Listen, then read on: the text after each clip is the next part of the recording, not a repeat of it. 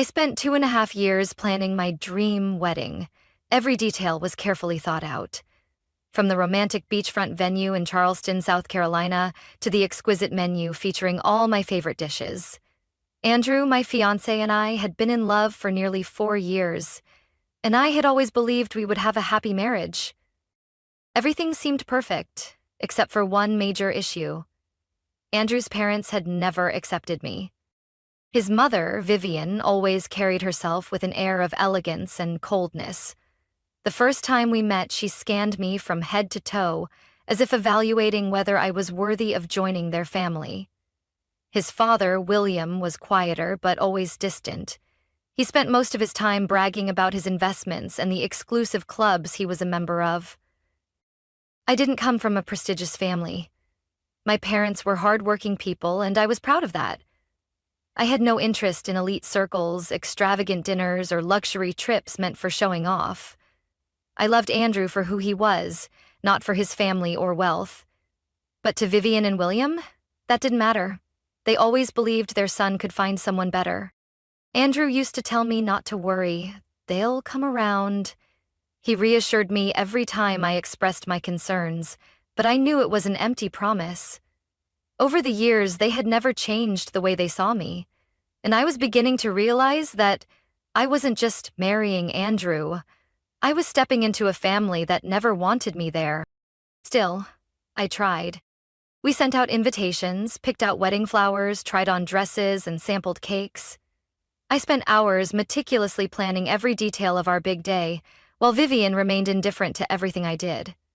But that didn't stop me from looking forward to the moment I would officially become Andrew's wife. And then, just 1 week before the wedding, everything fell apart. I still remember that afternoon vividly, exactly 1 week before our wedding, when Andrew showed up with a slightly forced smile. "My parents just planned a trip," he said, avoiding my gaze. I set my teacup down, frowning slightly. "Now?" "Yeah, just a short getaway to Palm Beach. They said it's a family tradition. A little vacation before someone gets married." I had never heard him mention this tradition before, and if it was so important, why hadn't they brought it up earlier? "Why so last minute?" I asked, trying to keep my voice calm. Andrew shrugged. "They just want to spend some time with me before everything changes. You know, like parents wanting one last moment with their son before he becomes a married man." It sounded reasonable, but something felt off. I stared at him, searching for any sign of hesitation, and just as I feared, Andrew avoided my eyes. "Can I come?" I asked, half joking. He laughed, but it wasn't genuine. "You know my mom wouldn't like that." A wave of coldness washed over me. Of course, Vivian would never allow me to come. In her eyes, I had never been part of their family. "How long?" I asked. 4 days. Leaving Thursday, back on Sunday. I clenched my hands under the table. 4 days, right before the wedding? Strange. But I didn't want to turn it into an argument, especially since Andrew already seemed set on going. I smiled and nodded. "Then go, but come back soon." Andrew kissed my forehead, as if reassuring me, then quickly left. A few days later, he left for the trip, and by Saturday night, everything collapsed. I was sitting on my couch, reviewing the guest list one last time, when I got a call from Sophie, my best friend. "Joe," her voice was tense. "He's here." I frowned. "Who?" "Andrew." My heart skipped a beat. "What? What do you mean?" "I'm at the Royal Lounge, a high-end bar in downtown Palm Beach. I swear, Andrew is here, and you won't believe who he's with." My throat went dry. "Who?" "His parents and a girl. Younger than you, blonde, looks rich and stuck up." Heat spread through my body. "Are you sure it's him?" "I saw him with my own eyes, Joe. Not only that, but all three of them, Vivian, William, and that girl, are laughing and chatting with Andrew like they're a perfect family. And he doesn't look uncomfortable or anything." The world around me blurred. "Did you see them doing anything inappropriate?" I asked, my voice tight. Sophie hesitated. Andrew put his hand on her waist, as they walked into the VIP section. I gripped my phone tightly. "Joe?" Sophie's voice was filled with concern. "I'm here. Do you want me to do anything? Take pictures, record them, confront him?" I took a deep breath, trying to steady myself. If Sophie had seen them, chances were other people had too. If this was really what I thought it was, I needed proof. "I need evidence," I whispered. "Take pictures, videos, anything you can." "I got it," Sophie said immediately. "I'll do it now."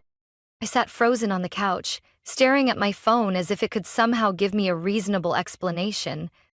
So this was the real reason for the sudden trip. Not to spend time with their son before the wedding, but to introduce him to a new candidate, a girl they deemed more suitable than me. Who was she? An old acquaintance? A family friend? Or someone they had deliberately set him up with? I closed my eyes, trying to suppress the anger rising inside me. If this was real, if Andrew was truly involved in this, then it wasn't just my wedding that was over. My entire life was about to change forever. I didn't sleep at all that night. My phone sat on the table, filled with Sophie's messages, along with a few hastily taken photos. The quality wasn't crystal clear, but it was enough to recognize Andrew and that girl sitting close together, laughing like they had known each other for ages. In another photo, Vivian was resting her hand affectionately on the girl's shoulder, as if she had already welcomed her into the family. I couldn't believe it. But anger wasn't enough. I needed more. I needed solid, undeniable proof. The next morning, I called Mark Reynolds, a private investigator Sophie had once hired when her sister suspected she was being scammed in business. He picked up on the first ring, his voice calm and professional. "I need to investigate someone," I said bluntly. Mark wasn't surprised. "Tell me what you know, and I'll take care of the rest." I sent him the location of the bar, the hotel where Andrew and his family were staying, and the photos Sophie had taken. I wanted to know who that girl was, why she was with Andrew and his family, and most importantly, what they had been doing throughout the trip. Mark promised to update me as soon as he had anything. 48 hours passed in absolute tension. I didn't text or call Andrew. I waited. And then, on Tuesday morning, my phone rang. "Mark, I have information." An hour later, I sat in my usual cafe with Mark, my stomach in knots. He placed a folder in front of me, along with a USB drive. "I think you'll want to see for yourself." I opened the folder. The first page contained the personal details of the girl. Her name was Lauren Davis, 26 years old, the daughter of a wealthy businessman in Florida. Private school education, involved in multiple social events. The kind of person Vivian and William would undoubtedly consider worthy of their family. I turned to the next page. The first image. Andrew and Lauren sitting close together at an upscale restaurant. Far too intimate to be dismissed as coincidence. The second image. Vivian talking to Lauren at the bar, with William nodding along as if agreeing to a plan. The third image. Andrew and Lauren walking out of a jewelry store together. My stomach twisted. "There's more," Mark said, sliding the USB toward me. "I have a few video clips, especially this one." He opened his laptop, plugged in the USB, and pressed play. On the screen, Vivian and Lauren sat in the hotel bar, cocktails in hand, their voices clear through the hidden microphone Mark had used. Vivian leaned toward Lauren, speaking with absolute confidence. "As long as you do your part well, I'll handle the rest. Josephine was a mistake. She doesn't belong in this family. We just need to make Andrew see that." Lauren let out a soft laugh. I have a feeling he already has. I felt my entire body freeze. Mark paused the video, looking at me with sympathy. "Vivian and William didn't just take Andrew on a trip. They orchestrated this. Lauren wasn't a coincidence. They planned for her to replace you." My heart turned cold.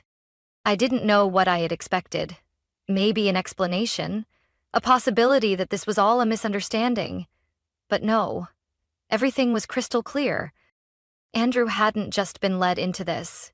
He had willingly participated. I stared at the laptop screen. This wasn't just about a trip. This was a carefully planned betrayal. I clenched my fists. If you want to dig deeper, Mark offered, I can. I shook my head, taking a deep breath. No need, I have enough.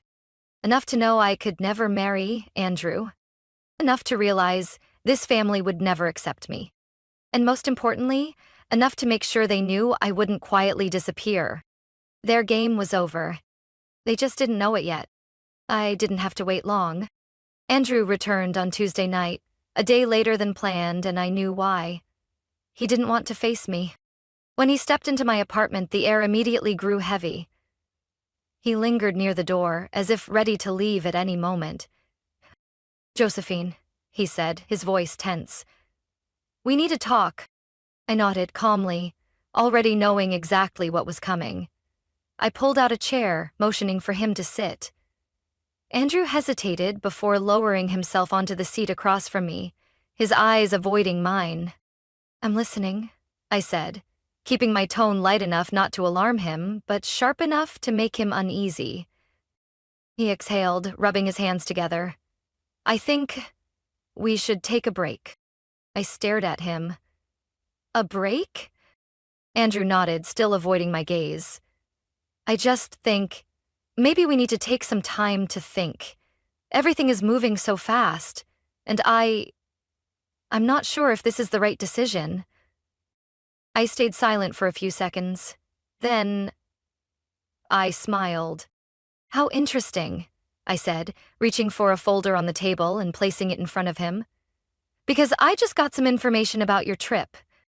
Andrew's entire body tensed. Take a look. I gestured. He opened the folder. The first image, Andrew and Lauren at the restaurant, sitting so close their shoulders nearly touched. The second image, Vivian smiling at Lauren in the bar, an expression full of meaning.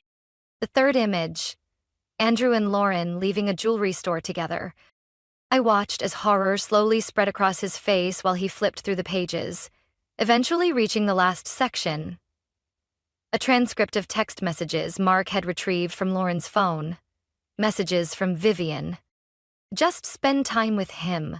We'll take care of the rest. Andrew swallowed hard, flipping to the final page. A screenshot from the video at the bar where his mother promised Lauren that this wedding would never happen. I crossed my arms, watching him.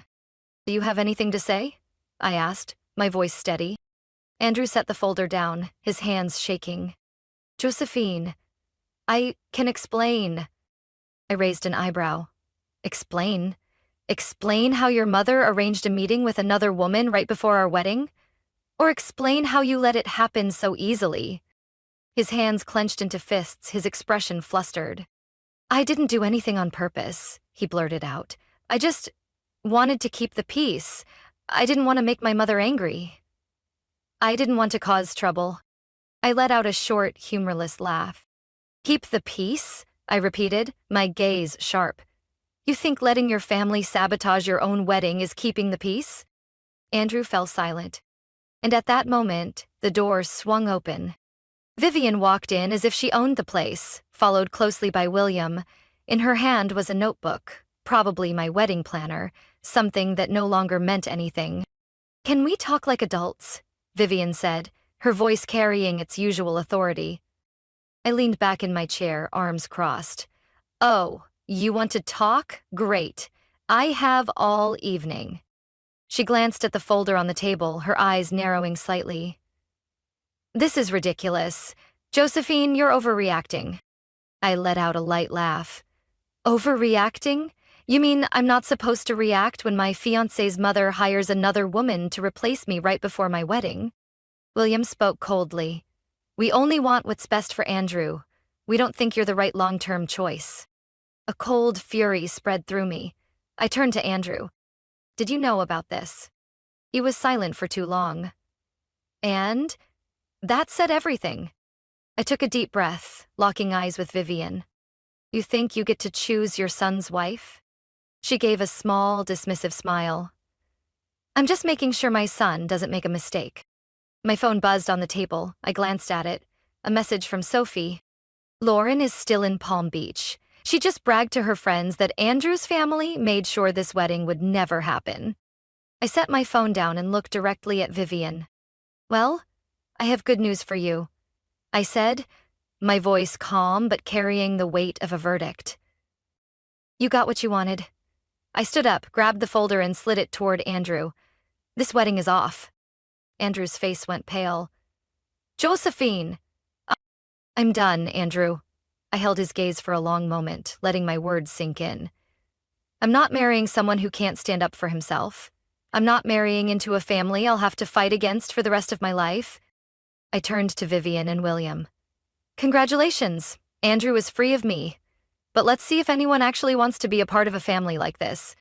And with that, I walked out of my own apartment, leaving Andrew, Vivian, and William standing there in silence. I slammed the door behind me, taking a deep breath, but the air felt thick. I was shaking, but not from sadness. There were no more tears, no more pain. Only a quiet, simmering rage, pulsing through every part of me. I couldn't stop here. I needed to know the full truth. I grabbed my phone and dialed Sophie. She answered on the first ring. "You okay, Joe?" "I'm fine," I said firmly. "But I need to know more. Lauren, what else did she say?" Sophie hesitated for a second, then sighed. "Joe, you won't believe this." "Try me." Last night, Lauren was bragging to her friends that Vivian paid her to go on this trip. And I don't just mean covering flights and hotels. There was cash, gifts, and a promise of a secure future if she did her part right. I felt my chest tighten. Her part? Yeah, she said Vivian promised that if she could get Andrew interested, she'd make sure Lauren had a place in the family. Basically, they wanted to swap you out for her. I clenched my jaw. Everything became painfully clear. This wasn't just a casual trip.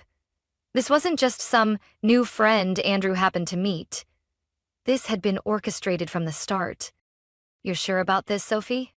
"Joe, I recorded it." I went still for a few seconds. She continued. "I left my phone on the table when Lauren was talking. I got her voice, crystal clear, talking about how Vivian promised to push you aside. I put my phone on speaker, opened my laptop, and downloaded the recording from Sophie. Pressing play, Lauren's voice came through, clear, undeniable. "Vivian told me Andrew wouldn't marry Josephine. She said I just had to make him hesitate a little. Once the wedding was called off, she'd take care of the rest." Silence. I let out a quiet laugh, but inside I was burning. I stopped the recording and took a deep breath. "I think," I said slowly, "it's time Andrew heard this. I didn't warn him before showing up at his place. I didn't want to give him time to prepare a lie." When the door opened, Andrew froze at the sight of me. "Joe," he frowned. "I thought we were done talking." I gave a cold smile and pulled out my phone. "Oh no, we're not done, Andrew." I pressed play. Lauren's voice echoed through his apartment. "Just had to make him hesitate a little. Once the wedding was called off, she'd take care of the rest." Andrew's face went from pale to deep red. What is this?" he stammered. "Proof."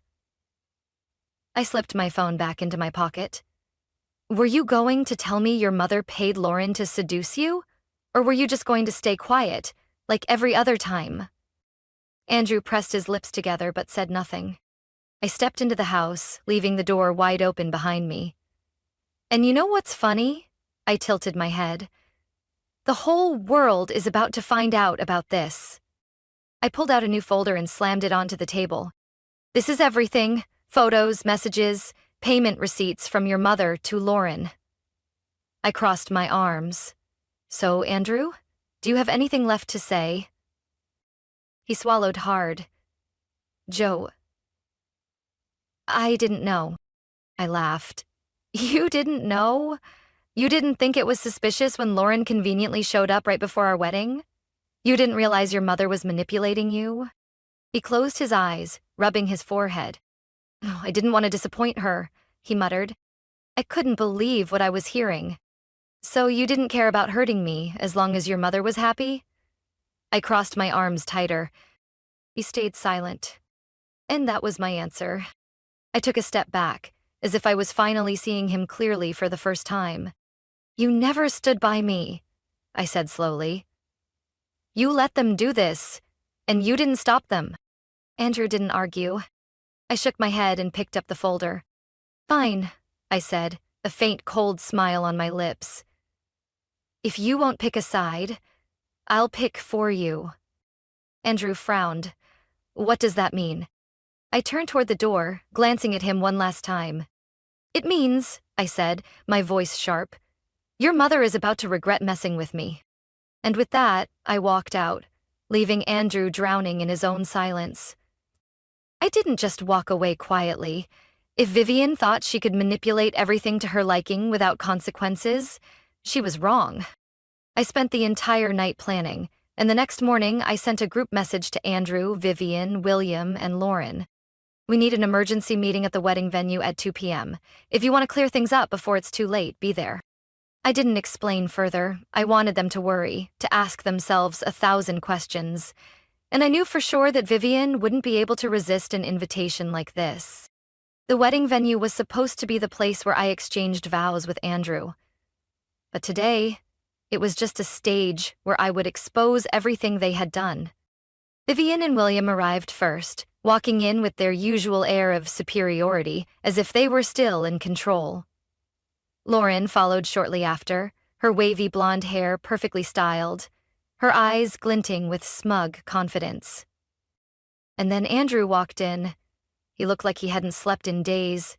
But I didn't care anymore. I didn't waste time. Once they were all seated, I turned on the projector.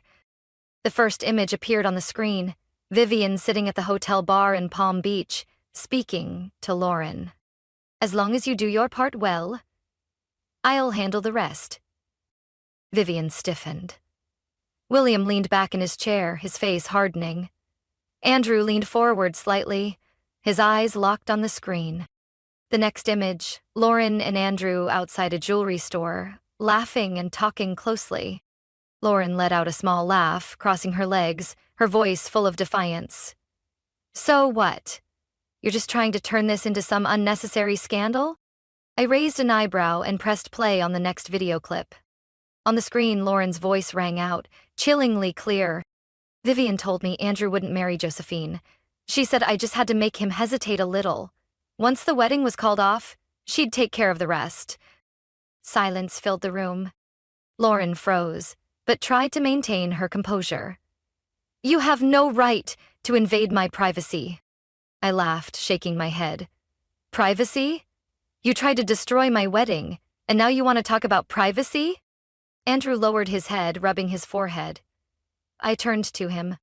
"Did you know about this?" He didn't answer immediately, and that alone was an answer. Vivian still wasn't ready to back down. "Josephine, don't be so emotional. We were simply introducing Andrew to better options. What's so wrong about that?" I clenched my fists, locking eyes with her. "What's wrong is that you don't get to make that decision for your son. What's wrong is that you can't respect his choices. And most importantly, you thought I would just sit back and tolerate it." William finally spoke, his voice low and firm.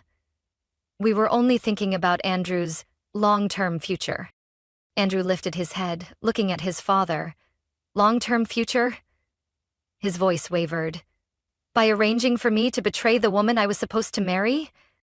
Vivian's grip tightened on the straps of her purse, but she said nothing. I turned to Andrew, my voice calm but sharp. "Do you see it now, Andrew? This is how they treat you. Like a puppet, a piece on a chessboard for them to move however they please." Andrew swallowed hard, but still didn't say a word in my defense. Lauren clicked her tongue, then let out a quiet chuckle. "Well, either way, you're not really a problem anymore." She shrugged. "Andrew's already made his choice." I gave her a small, knowing smile and nodded. "You're right." I turned to Andrew, holding his gaze for a few seconds. "You had so many chances to stand by me," I said, my voice void of anger, filled only with pure disappointment. "And you never did." Andrew opened his mouth as if he wanted to say something, but no words came out. I shut my laptop and picked up my bag. "Then go ahead and do what you do best, Andrew," I said, my voice light but weighted with meaning. "Stay silent and let your mother decide for you." And with that, I walked out of the room without looking back. No more wedding, no more Andrew, no more toxic family. And for the first time in months, I felt freer than ever. I left the wedding venue without a single glance back. No final words, no further explanations. Everything was already crystal clear. I didn't need to hear any more justifications.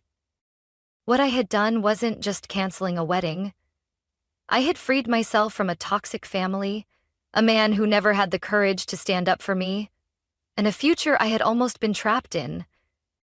A few hours later, I sat in my apartment, reading messages from friends and family, people who had just heard that the wedding was off.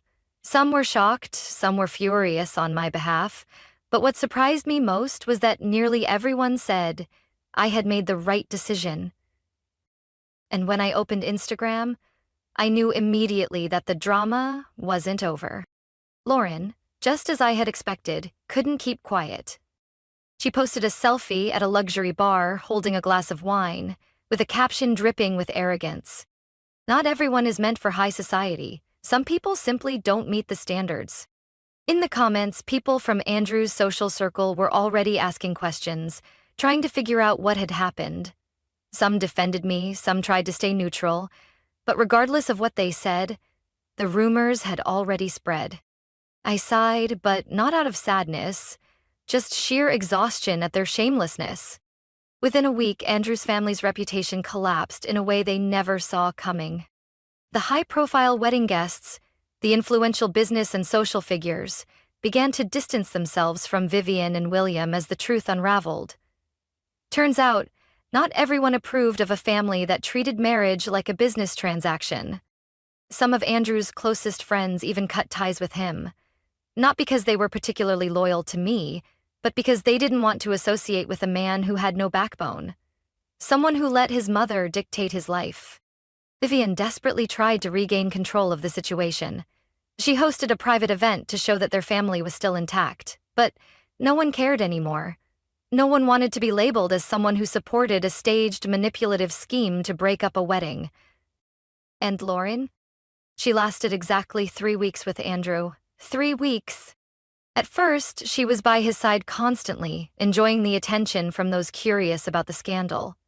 But when she realized Andrew had no control over his family's finances, when she understood there was no extravagant wedding, no elite status to claim, she left without a word. Andrew was left alone, with a disgraced family and a life that was no longer his to control. And me? I didn't spend time crying over what was lost because I lost nothing at all. Instead, on the day I was supposed to walk down the aisle, I did something I never thought I would. I threw a non-wedding party. My friends showed up in full force, bringing wine, cake, and glamorous outfits as if we were attending the most extravagant celebration.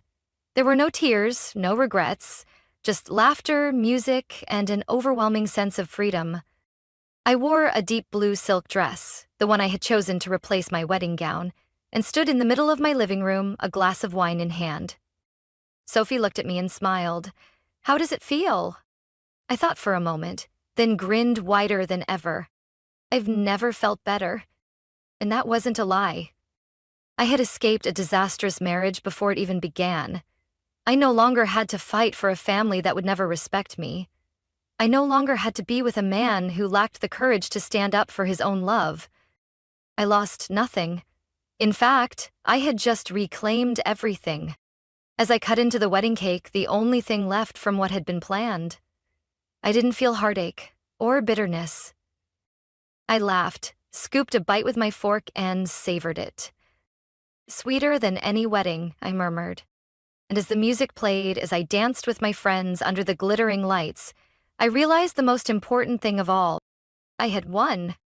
Not because I had gotten revenge on Vivian or humiliated Lauren, not because Andrew was left in the loneliness he deserved, but because I had chosen myself. And that was the greatest victory of my life. Josephine's story is not just a lesson in love and betrayal, it's proof of the power of knowing your worth. In real life, many people stay trapped in toxic relationships, afraid of being alone or unwilling to walk away after investing so much time and emotion. But the most important thing isn't holding on to someone who doesn't deserve you. It's having the courage to let go when necessary. Sometimes, losing what you thought you needed is exactly how you find yourself in a better future. What do you think about Josephine's story? If you were in her shoes, what would you have done? Share your thoughts in the comments. And don't forget to follow the channel for more compelling stories about family, love, and life's valuable lessons.